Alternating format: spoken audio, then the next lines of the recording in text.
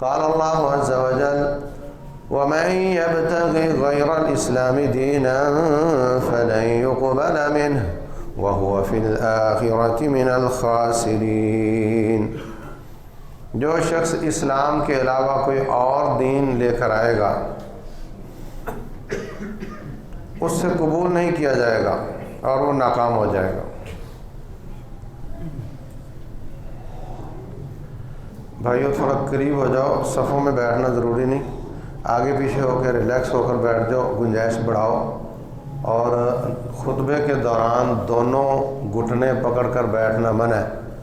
دوران خطبہ ایک گھٹنا پکڑ لو، دونوں نہ پکڑو، اور یہ کہ کسی قسم کی کوئی ناخنوں سے کھیلنا، بالوں سے کھیلنا، تنکوں سے کھیلنا، موبائل سے کھیلنا، کسی سے بات کرنا، کسی کا کندھا پھلانگ کر آگے آنا، یہ سب چیزیں خطبے کا اجر ضائع کر دیتی ہیں۔ آپ کے آگے خالی جگہ ہے، آگے ہو جاؤ تاکہ پیچھے سے کوئی کندھے پھلانگ کر آنے کی ہمت نہ کرے۔ تو جب نماز ہوگی تو صفیں بن جائیں گی، اس وقت صفیں ضروری نہیں، گنجائش جتنی ہے زیادہ سے زیادہ وہ آپ پوری کریں۔ اللہ تبارک و تعالیٰ فرماتے ہیں کہ جو اسلام کے علاوہ کوئی اور دین تلاش کرے گا وہ قبول نہیں ہوگا اور وہ قیامت والے دن ناکام ہو جائے گا، اور یہ بالکل کامن سینس کی بات ہے۔ آپ دیکھتے نہیں کہ جو بچہ ایسا جواب لکھے پرچے میں جو سوال نہ کیا گیا ہو، کتنے نمبر ملتے ہیں اس کو؟ کچھ بھی نہیں ملتا۔ تو جو رب نے سوال بھیجا ہے، جو رب نے دین دیا ہے، اس کو چھوڑ کر کوئی اور اپنا ہی بناتا پھرے اور اس پر عمل کرتا پھرے، جتنی چاہے محنتیں کر لے، کوششیں، کاوشیں، حرکتیں، پیسہ، محنت، جسم، جان، اولاد، مال خرچ کر دے، کچھ فائدہ نہیں ہوگا۔ قیامت والے دن صرف وہ لوگ ناکام نہیں ہوں گے جو سست تھے، کوتاہ تھے، نافرمان تھے، بہت زیادہ وہ لوگ بھی ناکام ہو کر آگ میں جلیں گے جو بہت زیادہ اپنے حساب سے نیکیاں کرتے تھے، اپنے حساب سے تھوڑی نہیں بہت زیادہ کرتے تھے۔ فرمایا عاملۃ، عمل کرنے والے، ناصبۃ، عمل کر کر کے تھک جانے والے، تصلی نارا حامیہ، آگ میں جائیں گے۔ اس لیے کہ اس اسلام پر عمل نہیں کیا جو اللہ نے آسمان سے نازل کیا تھا۔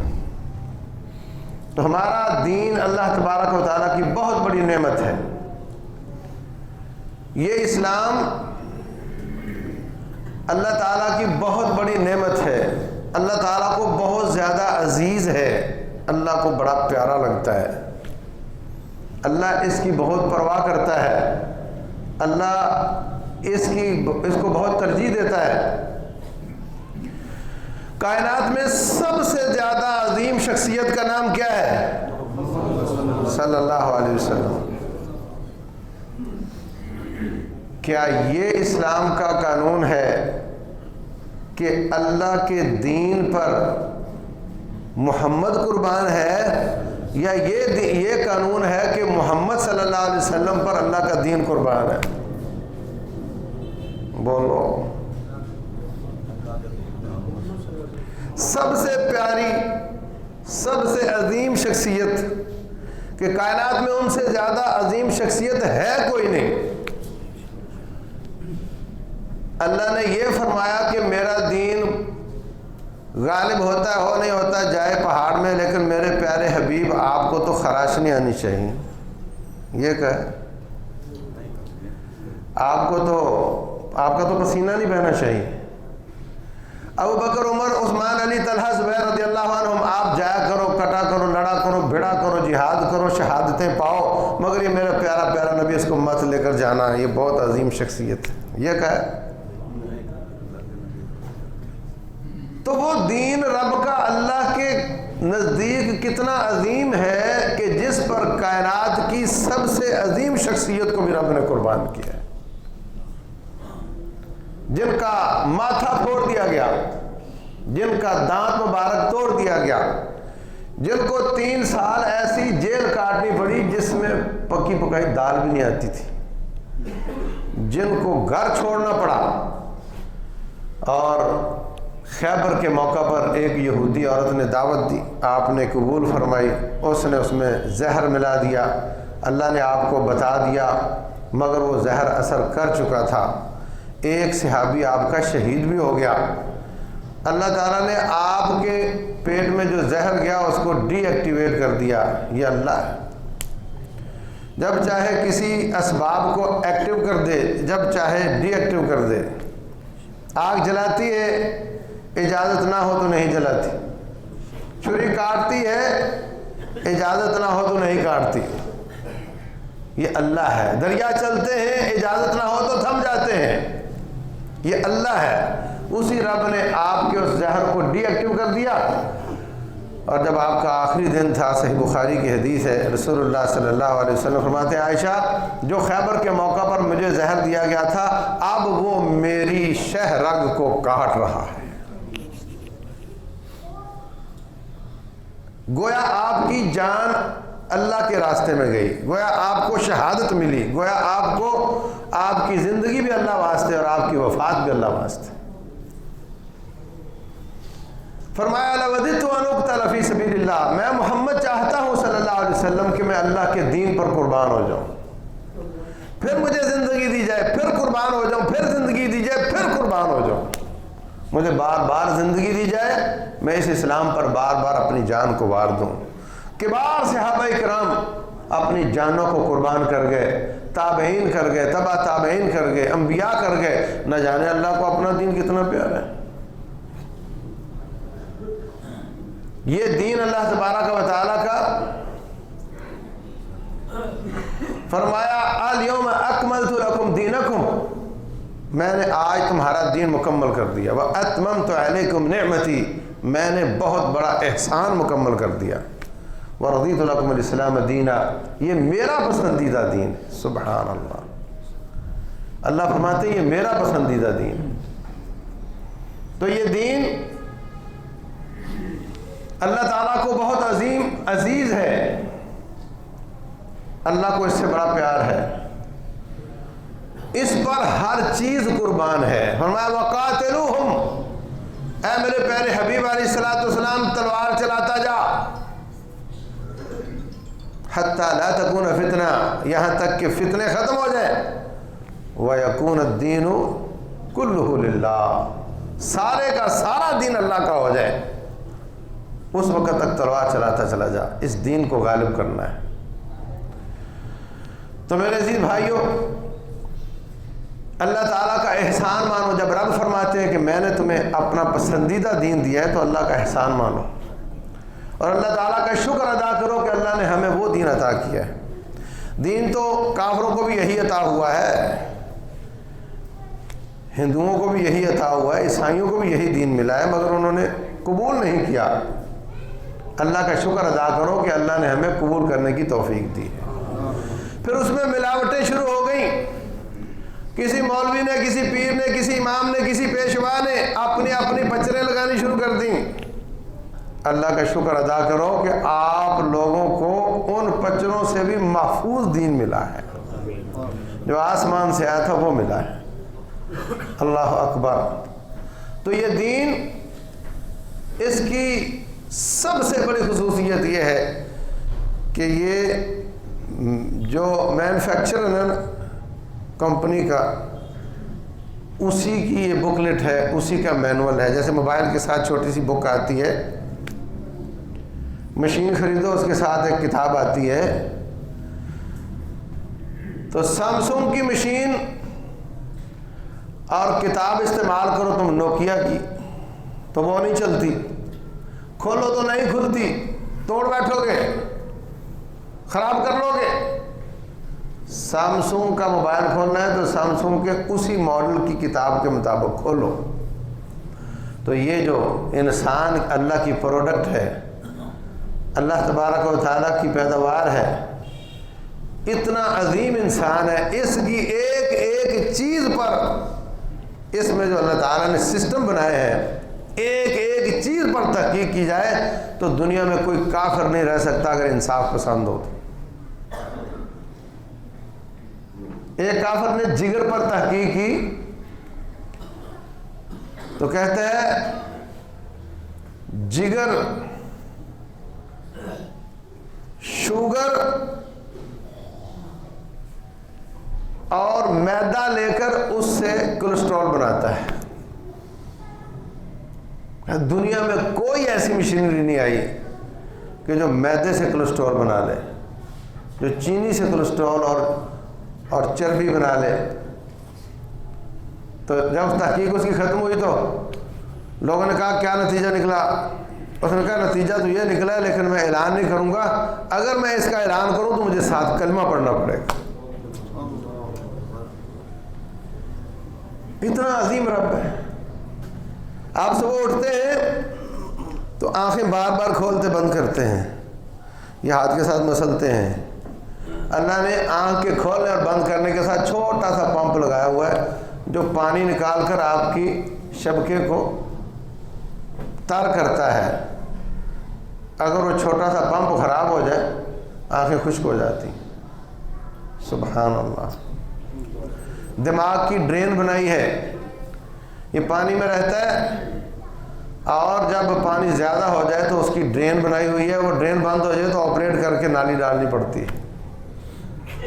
ایک ایک چیز اس انسان کی ایسی ہے کہ اس پر غور کیا جائے تو کوئی کافر انصاف پسند کفر پر نہیں رہ سکتا۔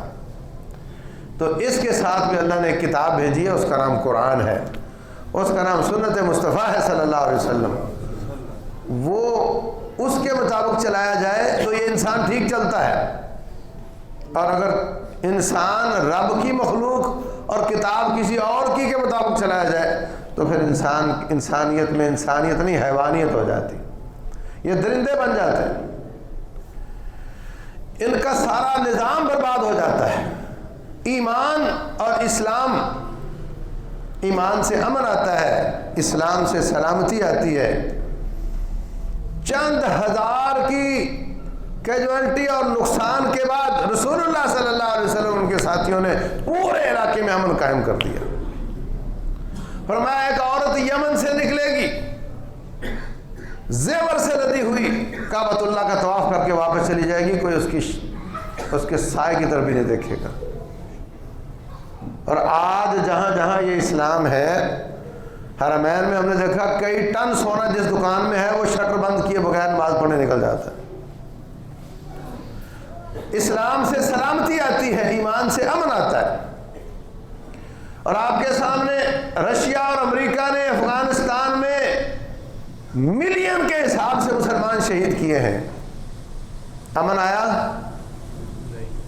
عراق میں ملین کے حساب سے مسلمان شہید کیے ہیں، امن آیا؟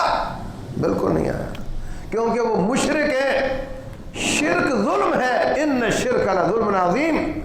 تو مشرک ظلم لے کر آتا ہے، مومن امن لے کر آتا ہے، مسلمان سلامتی لے کر آتا ہے۔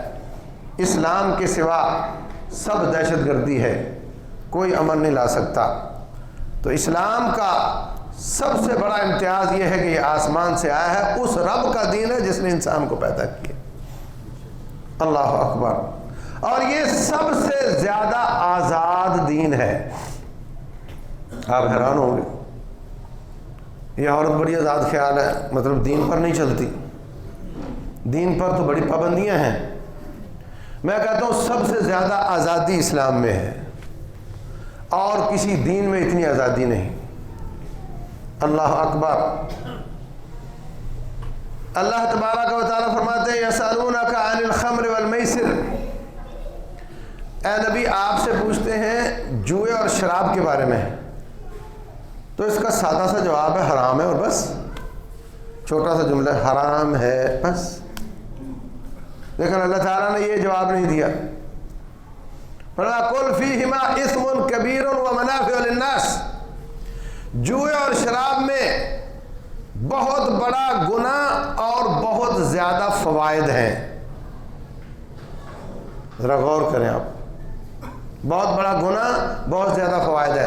روٹین میں گناہ کے مقابلے میں ثواب آتا ہے اور فوائد کے مقابلے میں نقصان آتا ہے، تو ہونا یوں چاہیے تھا اس میں بہت بڑا نقصان اور بہت زیادہ فائدے ہیں۔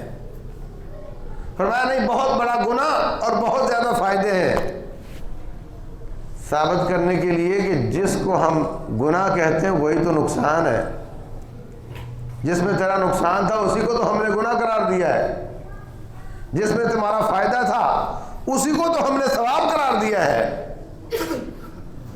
جس بات میں تیرا فائدہ تھا اس کو ہم نے منع نہیں کیا، جس میں تیرا زیادہ نقصان تھا اس کو ہم نے جائز نہیں قرار دیا۔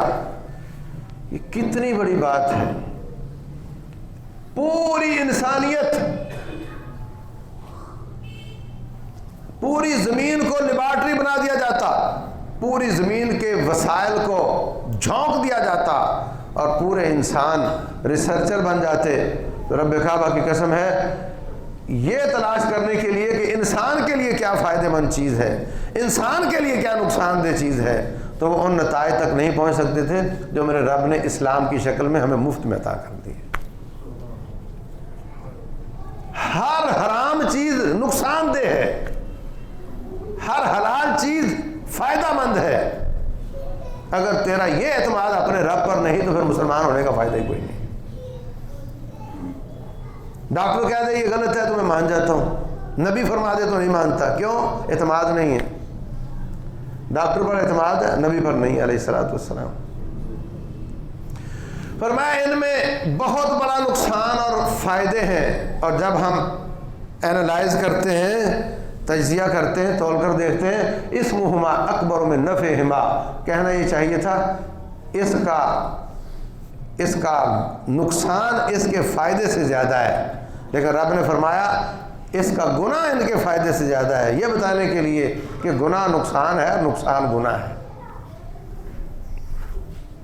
جب تول کر دیکھا تو نقصان فائدے سے زیادہ تھا، ہم نے نقصان والی چیز کو گناہ قرار دیا تاکہ تو بچ جائے۔ اللہ اکبر۔ بعد میں بتایا ہی نہیں کہ شراب پینی چاہیے کہ نہیں پینی چاہیے، پوری آیت دیکھ لو آپ، یہ جواب دیا ہی نہیں کہ یہ حلال ہے کہ حرام ہے، تجزیہ کر کے بتا دیا کہ ہم نے آپ کو نفع نقصان دونوں بتا دیا، اب تم خود سوچو کہ پینی چاہیے کہ نہیں پینی چاہیے۔ سبحان اللہ۔ تو رب ہمارا وہ ہے جس نے ہمیں اتنی زیادہ آزادی دی ہے کہ جہاں بہت ضروری تھا قدغن لگانا جو تیرے لیے نقصان دہ تھا، صرف وہاں قدغن لگائی ہے، اور جہاں پہ ضروری نہیں تھا وہاں قدغن نہیں لگائی۔ رسول اللہ صلی اللہ علیہ وسلم فرماتے ہیں ان اللہ کتب علیکم حجا فحجوا، اللہ نے تم پر حج فرض کیا، حج کیا کرو۔ ایک شخص کہتا ہے لکل عام یا رسول اللہ، اللہ کے رسول ہر سال کرنے کیا؟ آپ کو بڑا غصہ ہے، بڑا غصہ ہے، سرخ چہرہ ہو گیا۔ جب آپ کا غصہ کم ہوا آپ نے فرمایا دعونی ما ترکتکم، جہاں میں خاموش رہتا ہوں وہاں تم بھی خاموش رہا کرو۔ انما اہلک من کان قبلکم کثرت سؤالہم واختلافہم علی انبیائہم، سابقہ قوم میں اسی طرح ہلاک ہوئی کہ نبیوں کو لقمے دیتی تھی اس طرح، اور اس طرح زیادہ زیادہ سوال کرتے، منہ شگافیاں کرتے تھے اور نبیوں سے اختلاف کرتے تھے۔ جہاں میں چپ رہتا ہوں وہاں تم بھی چپ رہا کرو۔ میں چھوٹی سی ہاں کر دیتا تو ساری امت قیامت تک مشقت میں پڑ جاتی، پھر ان سے کیا نہیں جاتا، نہ حرمین متحمل ہوتے، نہ بندے کر پاتے، سب گناہگار ہو جاتے۔ اس لیے میں اپنی امت پر مشقت نہیں چاہتا۔ اللہ اکبر۔ میں بلا وجہ اپنی امت پر پابندیاں نہیں چاہتا۔ فرمایا لولا ان اشق علی امتی لامرتهم بالسواک عند كل وضوء، اگر مجھے مشقت کا ڈر نہ ہوتا تو میں ہر وضو کے ساتھ یا ہر نماز کے ساتھ مسواک کو لازم کر دیتا، لیکن میں اپنی امت کو مشقت میں ڈالنا نہیں چاہتا۔ ایک دن آپ نے عشاء پڑھائی لیٹ، 9-10 بجے، ساتھی بیٹھے بیٹھے سو گئے۔ فرمایا یہ اس کا اصل وقت ہے، لولا ان اشق علی امتی، اگر میری امت پر مشقت کا ڈر نہ ہوتا تو میں اس وقت نماز پڑھنے کا حکم دے دیا ہوتا، لیکن میں اپنی امت کو مشقت نہیں چاہتا۔ صحیح بخاری میں حضرت معاذ بن جبل رضی اللہ تعالیٰ عنہ نے محلے کی مسجد میں نماز پڑھائی لمبی، لوگوں نے آ کر شکایت کر دی، جی یہ لمبی لمبی نمازیں پڑھاتے ہیں۔ فرمایا افتان انت یا معاذ، تو لوگوں کو آزمائش میں ڈالتا ہے، تم جانتے نہیں تیرے پیچھے کوئی بیمار نماز پڑھ رہا ہوتا ہے، کوئی کمزور نماز پڑھ رہا ہوتا ہے، کوئی مزدور، کوئی جس کو ضروری کام ہے وہ پڑھ رہا ہوتا ہے، اور تو لمبی لمبی نمازیں شروع کر لیتا ہے۔ لوگوں کو فتنے میں ڈالتے ہو، آسانیاں پیدا کرو۔ یرید اللہ بکم اليسر، اللہ تمہارے لیے آسانیاں چاہتا ہے، ولا یرید بکم العسر، اللہ تمہیں تنگ کرنا نہیں چاہتا۔ وما جعل علیکم فی الدین من حرج، اللہ نے دین کی پابندیاں تمہیں تنگ کرنے کے لیے نہیں نازل کی، بلکہ جہاں نیسیسری تھی، جہاں گزارا نہیں چلتا تھا، جہاں تمہارا نقصان تھا، صرف وہاں پابندی لگائی ہے، ورنہ ہم نے تمہیں آزاد رکھا ہے۔ اللہ اکبر۔ رسول اللہ صلی اللہ علیہ وسلم سے کسی نے پوچھا کہ ماں امید سے ہو تو پھر بچے کو دودھ پلائے نہیں پلائے، شوہر اس کے پاس آئے نہیں آئے؟ فرمایا میں نے رومیوں کو، ادھر ادھر کی قوموں کو دیکھا ہے کہ وہ اس بارے میں کوئی پرہیز نہیں کرتے اور ان کو کوئی نقصان بھی نہیں ہوتا، اس لیے جب اس کا نقصان کوئی نہیں تو میں اپنی امت کو پابند نہیں کرنا چاہتا۔ 3 دن آپ نے تہجد پڑھی، اسی کو رمضان میں لوگ تراویح کہہ دیتے ہیں، ساتھیوں نے پیچھے صفیں بنا لی، 4تھے دن کھنگورتے رہے، لیکن نبی صلی اللہ علیہ وسلم گھر سے نہیں نکلے۔ صبح ہوئی، فرمایا میں تمہارے کھنگورے سنتا رہا ہوں، مجھے احساس تھا کہ آپ چاہتے ہیں کہ میں باہر نکلوں اور ہم نماز پڑھیں، لیکن مجھے یہ لگا کہ اگر آپ کی یہ ادا رب کو زیادہ پسند آ گئی اور اللہ نے کہا یہ تم کر رہے ہو نا تو تم پر فرض ہے میری طرف سے، تو رہتی دنیا تک میری امت مشقت میں پڑ جائے گی، اس لیے میں نہیں چاہتا کہ میری امت مشقت میں پڑ جائے۔ فرمایا رب ذوالجلال والاکرام نے عزیز علیہ ما عنتم، جو چیز تمہیں مشقت میں ڈالے میرے نبی پر بڑی بوجھ ہو جاتی ہے صلی اللہ علیہ وسلم۔ نماز پڑھاتے بچہ رو پڑا، نماز چھوٹی کر دی کہ پتہ نہیں اس کی ماں پر کیا گزر رہی ہوگی۔ کسی قسم کی مشقت نہیں چاہتے، جہاں پہ ضروری نہ ہو وہاں پابندی نہیں لگانا چاہتے، جہاں بہت ضروری ہو وہاں اسلام پابندی لگاتا ہے، ورنہ اسلام پابندی نہیں لگاتا۔ اس سے زیادہ آزادی آپ کو کہاں ملے گی؟ سابقہ امتیں وَرَهْبَانِيَّةً ابْتَدَعُوهَا مَا كَتَبْنَاهَا عَلَيْهِمْ إِلَّا ابْتِغَاءَ رِضْوَانِ اللَّهِ، انہوں نے رہبانیت اختیار کی، ترک دنیا، شادی نہ کرنا، گھی نہ کھانا، الگ تھلگ جنگلوں میں رہنا، یہ رہبانیت اختیار کی۔ فرمایا انہوں نے اختیار کی تو ہم نے ان پر فرض کر دی۔ فَمَا رَعَوْهَا حَقَّ رِعَایَتِهَا، پھر ان سے پورا نہیں اترا گیا، ان پر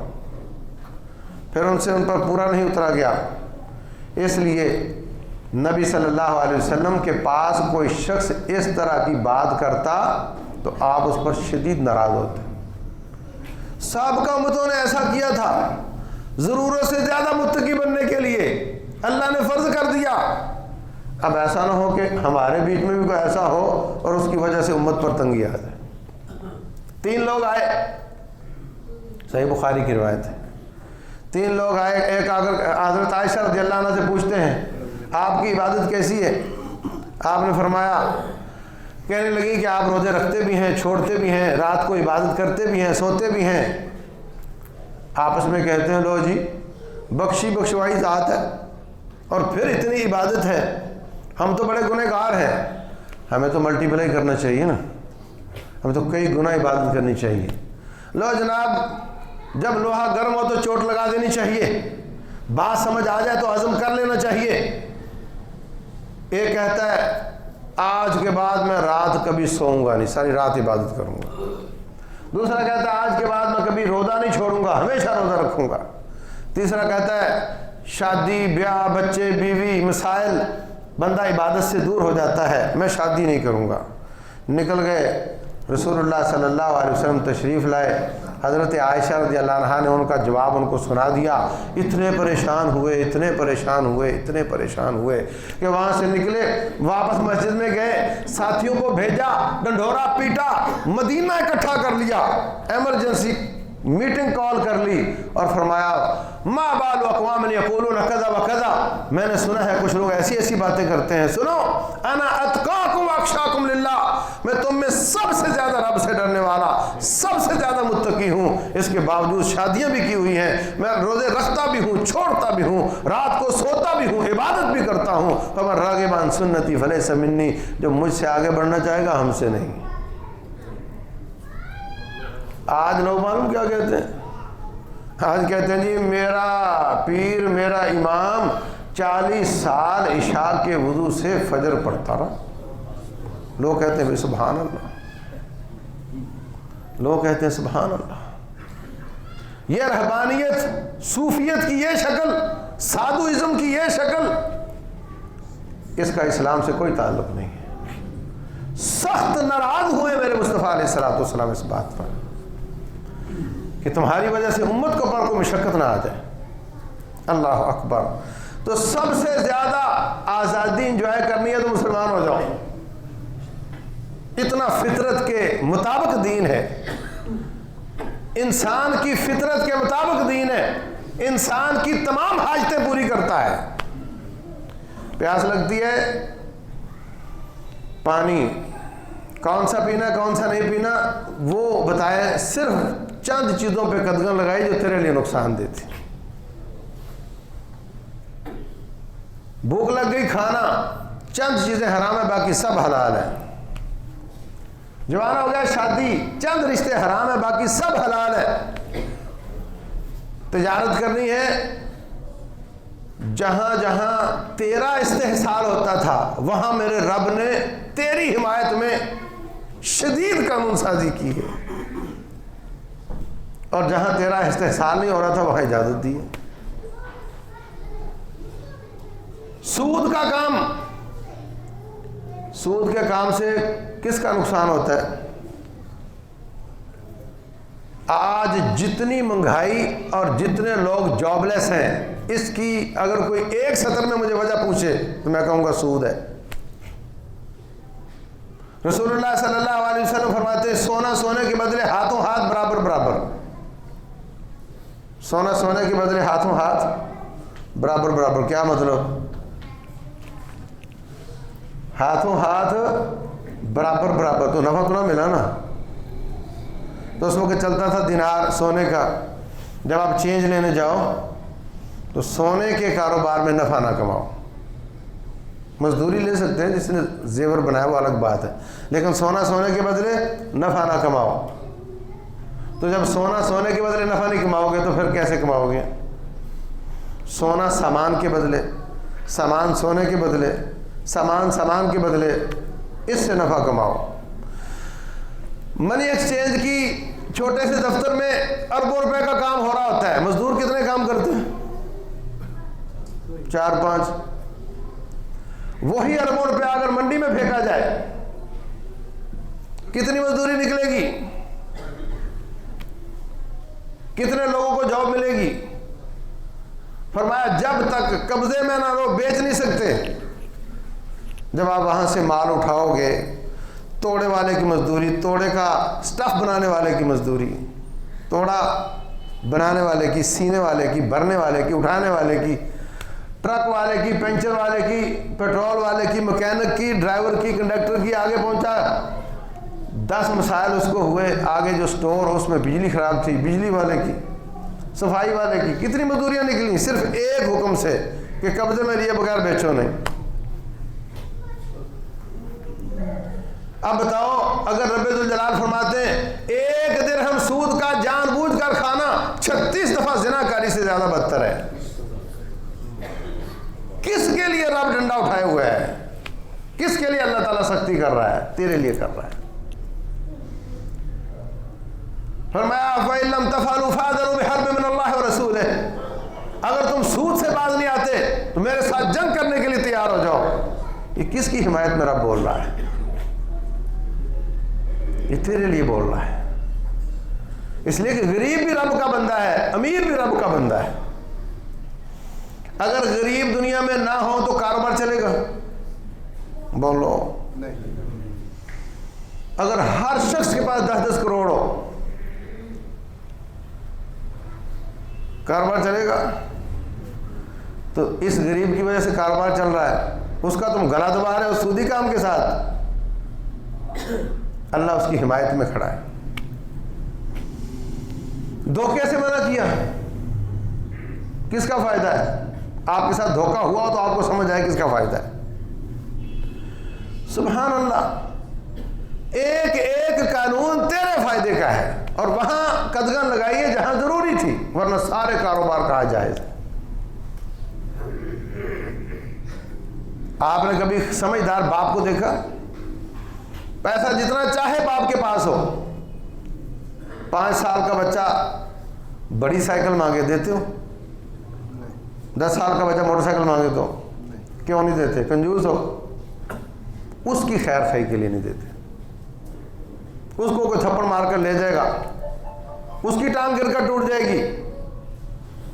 چھوٹا بچہ کہتا ہے ابو میں نے برف کا گولا کھانا ہے، نہیں بیٹا اس کی جگہ تم بسکٹ لے لو۔ بچہ کہہ سکتا ہے کہ ابا ویسے تو بہت چومتا چاٹتا ہے، بڑی محبت کا دعویٰ کرتا ہے، لیکن میری بات نہیں مانتا۔ جب بڑا ہوتا ہے تو وہی نصیحتیں وہ اپنی اولاد کو کر رہا ہوتا ہے۔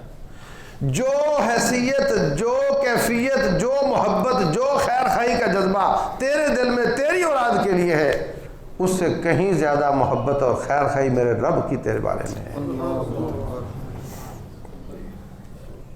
اللہ اکبر۔ رسول اللہ صلی اللہ علیہ وسلم مال کا لڑ کر فارغ ہوئے، ادھر غلام لونڈیاں بیٹھے ہوئے ہیں، ادھر مال ابھی تقسیم نہیں ہوا۔ ایک لونڈی کا بچہ گم ہو گیا، بھاگتی پھر رہی ہے، تلاش کرتی پھر رہی ہے، سب صحابہ دیکھ رہے ہیں، بڑی پریشان ہے۔ اچانک اس کو بچہ مل جاتا ہے، پکڑ کر سینے سے لگا لیتی ہے۔ رسول اللہ صلی اللہ علیہ وسلم موقع نہیں جانے دیتے تھے نصیحت کا۔ فرمایا ساتھیوں تم نے دیکھا ماجرا؟ جی دیکھا۔ فرمایا اگر اس کو کہا جائے کہ یہ دہتا تنور ہے، اس میں بچے کو ڈال دے تو کیا ڈالے گی؟ کہا بالکل نہیں۔ تو فرمایا اللہ ارحم من ہذہ بولدہا، جتنا شفقت اس کے دل میں بچے کے بارے میں ہے، رب ذوالجلال تم پر اس سے بھی زیادہ شفیق ہے۔ اگر باپ بچے پر پابندی لگائے تو خیر خواہی سمجھی جاتی ہے، تو رب ذوالجلال کی پابندیوں کو بھی اللہ کے بندوں خیر خواہی سمجھو، اس کو بھی اپنے لیے اچھا سمجھو۔ جو منع کرنے والی چیزیں سب میں رب کی خیر خواہی ہے، سب میں حکمتیں ہیں، سب عقل کے مطابق ہے۔ اسلام عقل کے بھی مطابق ہے، عقل سلیم کے مطابق۔ ہو سکتا ہے تیری عقل کے مطابق نہ ہو، عقل سلیم کے مطابق ہے۔ آئے دن کوئی نہ کوئی تحقیق آتی رہتی ہے کافروں کی، سر پھوڑتے رہتے ہیں، پیسہ لگاتے رہتے ہیں، تجربات کرتے رہتے ہیں، آخر میں جو نتیجہ نکال کر لاتے ہیں، اور بیچ میں کوئی نہ کوئی آیت نکلی ہوئی ہوتی ہے جو اس کے مطابق ہوتا ہے۔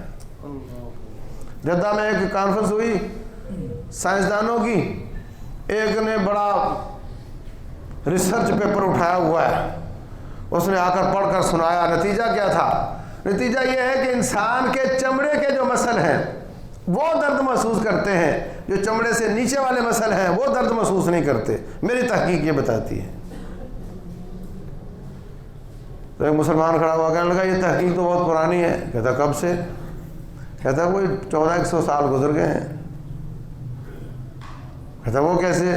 کہا ہماری کتاب میں لکھا ہوا ہے کلما نضجت جلودہم بدلناہم جلودا غیرہا لیذوقوا العذاب، جب جہنمیوں کے چمڑے گل جائیں گے ہم چمڑا نیا چڑھا دیں گے تاکہ اس کو زیادہ درد ہو، تاکہ اس کو زیادہ درد ہو۔ ثابت ہوا درد چمڑے کے مسل میں ہوتی ہے۔ حیران ہو کر پوچھ رہا یہ واقعتاً ان کی کتاب میں ہے؟ کہا ہاں بالکل ان کی کتاب میں ہے۔ ساری زندگی تحقیقات کر کر کے ایک شخص چائنا کا آنکھوں پنکچر کا ڈاکٹر مسلمان کو وضو کرتے دیکھتا ہے، یہ تم کیا کر رہے ہو؟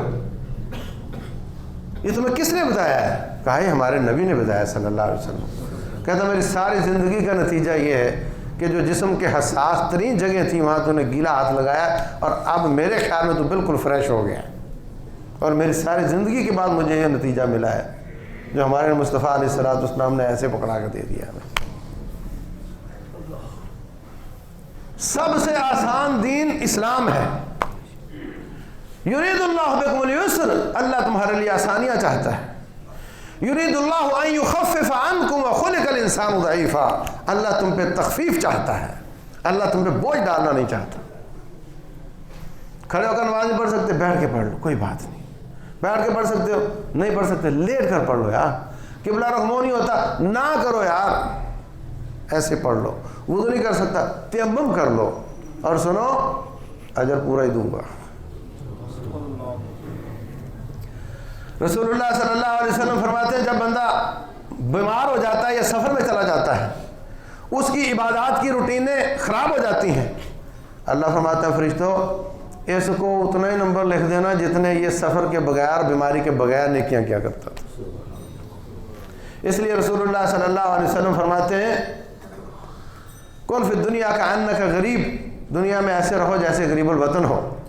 پھر راوی کہتے ہیں خود من صحتک لمرضک، اپنی صحت میں ایسے اچھے ریکارڈ بنا لو کہ بیماری میں بھی اللہ وہی نمبر لگاتا چلا جائے۔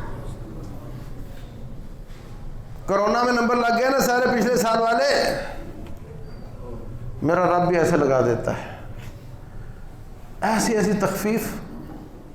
صحابہ اکرام مارکے میں ہیں،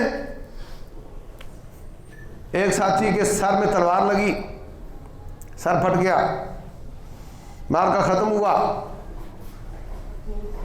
اس پر غسل واجب ہو گیا۔ ساتھیوں سے کہتا ہے میں سر میں پانی ڈالوں گا تو نقصان ہوگا، تو میرے لیے کوئی ایسے راستہ ہے کہ میں نہ نہاؤں؟ یا کہنے لگے جناب غسل واجب ہوا تو نہانا ہی پڑے گا۔ اس نے سر میں پانی ڈال لیا، وہ فوت ہو گیا، شہید ہو گیا۔ نبی صلی اللہ علیہ وسلم کو اطلاع ہوئی، آپ نے فرمایا انتم قتلتموہ، تم نے میرے اس ساتھی کو قتل کیا ہے، کیوں نہ تم نے کسی اور سے پوچھ لیا یہ مسئلہ کیا ہے؟ اللہ اکبر، کس قدر تخفیفیں ہیں۔ سفر ہے نماز جمع کر لو، نماز قصر کر لو، اللہ اکبر۔ عورت تکلیف میں ہے، کہا نماز نہ پڑھ، روزہ نہ رکھ، کوئی بات نہیں، یہ اللہ تبارک و تعالیٰ کی تخفیفیں ہیں۔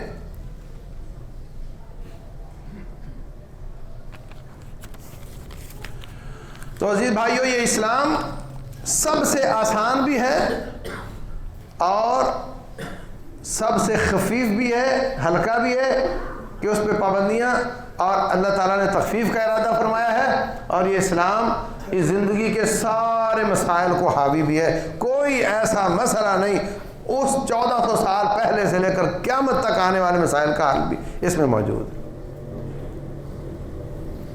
کوئی ایسا مسئلہ نہیں۔ اور باریکی بھی ہے، باریکی بھی ہے، چھوٹی چھوٹی باتیں، کن کن باتوں سے غسل واجب ہوتا ہے، کن کن باتوں سے وضو واجب ہوتا ہے، پیشاب پخانہ کیسے دھویا جاتا ہے، ایک ایک بات میرے مصطفیٰ علیہ السلام نے بچوں کی طرح سمجھائی،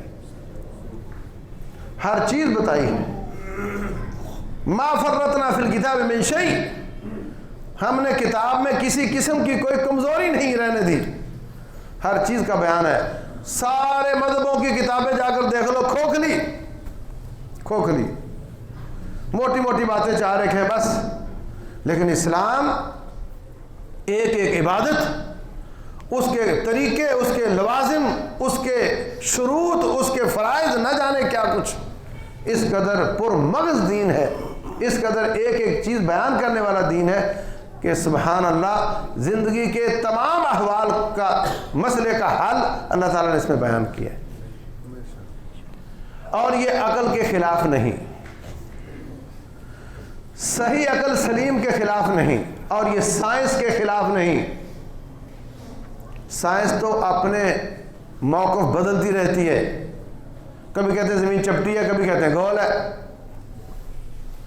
اگر کہیں آپ کو اسلام اور سائنس میں اختلاف نظر آئے، سمجھ کا فرق ہوگا، یا سائنس ابھی تک وہاں نہیں پہنچی ہوگی۔ یا دین کی نس سمجھ نہ آئی ہوگی یا سائنس ابھی تک وہاں نہیں پہنچی ہوگی، ورنہ ایسا نہیں کہ عقل سلیم اور اسلام میں کوئی اختلاف ہو۔ ابھی ایک مثال دیتا ہوں آپ کو، کرونا آ گیا جناب، لوگ کہتے ہیں جی احتیاط کرو، بیماری متعدی ہو سکتی ہے، آپ کو لگ سکتی ہے۔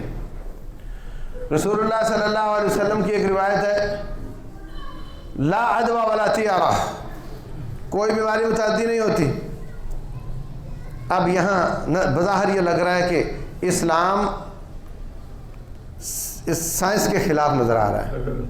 سائنس نے بڑے تحقیق کی ہے، واقعتاً بیمار سے بیمار کو لگ جاتی ہے، اور اسلام کہتا نہیں لگتی۔ حقیقت میں یہ اسلام کی نصوص کو سمجھنے کی وجہ سے ہے، سمجھ پوری نہیں آئی۔ ایک حدیث کو پکڑ کر نتیجہ نہیں نکلتا، اس کے متعلق ساری نصوص کو جمع کر کے نتیجہ نکلتا ہے۔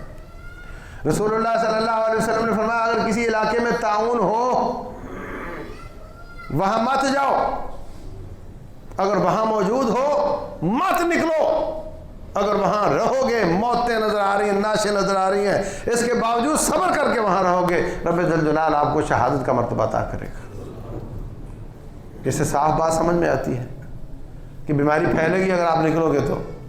جہاں بیماری پھیلی، حضرت عمر بن خطاب رضی اللہ عنہ گئے ہیں، آگے پتہ چلا علاقے میں طاعون ہے، وہاں سے واپس آ گئے۔ ایک کوڑی آدمی، جزام والا آدمی بیعت کرنے کے لیے آتا ہے رسول اللہ صلی اللہ علیہ وسلم کے پاس۔ آپ نے اس کو دور سے فرمایا، اذهب فقط بایعناک، آپ چلے جائیں، آپ کی بیعت ہو گئی۔ اللہ اکبر۔ رسول اللہ صلی اللہ علیہ وسلم فرماتے ہیں، فر من المجذوم فرارک من الاسد، جس کو کوڑ کی بیماری ہو اس کو دیکھ کر ایسے بھاگو جیسے شیر کو دیکھ کر بھاگتے ہو۔ یہ ایک طرف کی روایتیں ہیں۔ دوسری طرف کی روایت ہے، کوئی بیماری متعدی نہیں ہوتی، اور ایک شخص نے ایک اونٹ کو الگ سے باندھا ہوا تھا باقیوں سے۔ آپ نے فرمایا اس کو الگ سے کیوں باندھا ہے؟ کہتا ہے جی اس کو خارش لگی ہوئی ہے، تو ان کے ساتھ باندھوں گا تو ان کو بھی لگ جائے گی۔ آپ نے فرمایا تو پھر اس کو کس نے لگائی ہے؟ یہ نہیں کہا چل اس کو ادھر باندھ، یہ نہیں کہا۔ اس کا نظریہ درست کیا ہے کہ اسباب کو رب نہ بناؤ، اسباب کو رب نہ بناؤ، اسباب میرے رب کے ہاتھ میں ہیں۔ جب چاہتا ہے کوئی کام اسباب کے بغیر کر دیتا ہے۔ اللہ مریم علیہ السلام کو اسباب کے بغیر بچہ دے دیتا ہے، اور جب چاہتا ہے اسباب کو ڈی ایکٹیویٹ کر دیتا ہے۔ آگ جلتی ہے مگر جلا نہیں سکتی۔ تو اصل طاقت رب کی ہے، یہ عقیدہ رکھو۔ لا عدوى ولا طیارہ، کوئی بیماری متعدی نہیں ہوتی کا معنی، کوئی بیماری رب کے کنٹرول سے اوور ہو کر متعدی نہیں ہوتی۔ اللہ کی اجازت ہو تو آگ جیسے جلا دیتی ہے، بیماری بھی لگ جاتی ہے، اور اللہ کی اجازت ہو تو کوئی بیمار نہ ہو پھر بھی لگ جاتی ہے۔ کورونا جو سب سے پہلے کسی کو ہوا ہوگا، اس کو کس نے کیا؟ اللہ جب چاہتا ہے۔ تیرے جسم کے اندر ایسی ایسی بیماریاں چھپی ہوئی ہیں جن کو اللہ ایکٹیویٹ کر دے تو تم باہر سے بیماری کی ضرورت ہی نہیں ہے۔ یہ دل جو دھڑکتا ہے زیادہ دھڑکے تو کیا ہوگا؟ یہ پتا جو تیرے ہضم کے لیے پھٹ جائے تو کیا ہوگا؟ اپینڈکس کی گروتھ پھٹ جائے تو کیا ہوگا؟ وفی انفسکم افلا تبصرون، تمہارے اندر بہت کچھ ہے، تمہیں نظر کیوں نہیں آتا؟ تو اللہ چاہے اسباب کو ڈی ایکٹیو کر دے اور آپ کو بچا لے، اللہ چاہے اسباب نہ بھی ہو تو کوئی کام کر جائے، اور اللہ چاہے تو اسباب کو چلنے دے۔ عقیدہ یہ رکھو کہ اللہ کی مرضی کے بغیر کچھ نہیں ہوتا، لیکن بیماریاں لگ جاتی ہیں۔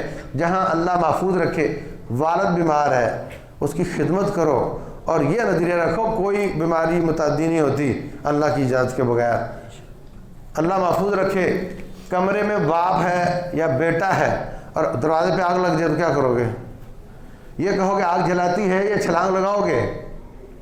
ایسے ہی آگ تو جلاتی ہی ہے مگر میں نے بچے کو نکالنا ہے۔ ایسے ہی بیماری تو لگ جاتی ہے، اللہ کی اجازت ہو، میں نے باپ کی خدمت کرنی ہے، اپنی احتیاط بھی کرو، باپ کی خدمت بھی کرو، اور سمجھو رب کی اجازت بغیر نہیں لگتی۔ اور جہاں کوئی سروکار نہیں وہاں احتیاط کرو، نہ جپیاں ڈالو، اس میں احتیاط کرنی چاہیے۔ تو نصوص کو نہ سمجھنے کی وجہ سے کوئی ہو سکتا ہے سائنس کے خلاف دین کو سمجھے، ورنہ یا سائنس ابھی پختہ نہیں ہوگی تب اسلام کے خلاف نظر آئے گی، یا ادھر نصوص کو سمجھنے میں مسئلہ ہوگا تب آپ کو اختلاف نظر آئے گا۔ اسلام نہ حدیث قرآن کے خلاف ہے، نہ قرآن حدیث کے خلاف ہے، نہ آیت آیت کے خلاف ہے، نہ حدیث حدیث کے خلاف ہے۔ فرمایا افلا يتدبرون القرآن ولو كان من عند غیر اللہ لوجدوا فیہ اختلافا کثیرا، کیا قرآن پر غور کیوں نہیں کرتے؟ اگر یہ رب کی طرف سے نہ ہوتا تو اس میں بڑا اختلاف ہوتا، کوئی اختلاف نہیں، یہ آسمان سے آیا ہے، تو اس کو اپنی زندگی پر نافذ کرو، اس پر عمل کی کوشش کرو، اس کو ترجیحات میں رکھو، اس کو ترجیحات میں رکھو۔ آج ہم اپنے دین کو ترجیحات میں نہیں رکھتے۔ آپ کا بچہ کہاں پڑھتا ہے؟ کیا آپ نے انگریزی کو ترجیح دی ہے یا دین کو؟ ہاں، ایسا اسکول جہاں میرے بچے کو نماز سکھائی جائے، دعائیں سکھائی جائے، قرآن سکھایا جائے، یا ایسا اسکول جس کی انگلش اچھی ہو؟ اسلام کو ترجیح دو، یہ میرے رب کا دین ہے، اس کو 50 سالہ زندگی میں اپنے اوپر نافذ کر لو، 50,000 سال اللہ تعالیٰ تیرے نخرے دیکھے گا۔ اور آج 50 سالہ زندگی میں اس کو اپنے اوپر نافذ نہیں کرو گے تو پھر بھائی 50,000 سال قید ہی قید ہے، الٹے ہاتھ میں مال نامہ ہے تو سیدھے میں نہیں کر سکے گا۔ لن تزول قدم عبد حتى يسأل عن ثلاث، قدم نہیں ہلا سکے گا، قدم تو بڑا ہوتا ہے، چھوٹی سی زبان نہیں ہلا سکے گا۔ لا يتكلمون الا من اذن له الرحمن وقال صوابا۔ اس کو ترجیح دو، اللہ تبارک و تعالیٰ کے دین کو دل کی گہرائیوں اور اطمینان کے ساتھ اس پر عمل کرو، اللہ کو خیر خواہ سمجھتے ہوئے اس پر عمل کرو، بوجھ سمجھتے ہوئے نہیں کرو، پابندیاں سمجھتے ہوئے نہیں کرو، بلکہ ان پابندیوں کو اپناؤ بھی اور رب ذوالجلال کا شکر بھی ادا کرو کہ یا اللہ تیرا شکر ہے، اگر تو نہ بتاتا تو ہم ان کو پامال کرتے اور ہمارا نقصان ہو جاتا۔ اللہ تبارک و تعالی عمل کی توفیق دے۔